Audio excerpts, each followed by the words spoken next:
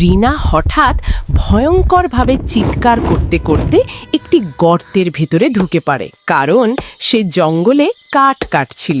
আর তখনই একটি বিশাল বড় সিংহ তাকে দেখে ফেলে। সিংহকে দেখে রিনা ভয়ে দৌড়াতে শুরু করে এবং বাঁচার জন্য দ্রুত সেই গর্তের ভিতরে ঢুকে পড়ে।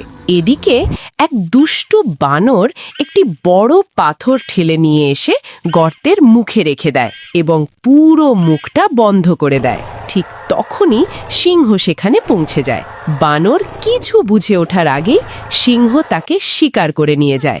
অন্যদিকে রিঙা গর্তের ভিতরে আটকে যায়। সে জোরে জোরে পাথরটা ঠেলার চেষ্টা করে, কিন্তু পাথর একটুও নড়ে না।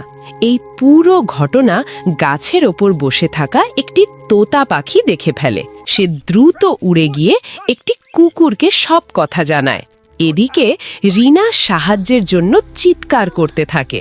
তার চিৎকারে গর্তের ভিতরে ঘুমিয়ে থাকা একটি কোবরা সাপ জেগে ওঠে এবং তার দিকে এগোতে শুরু করে।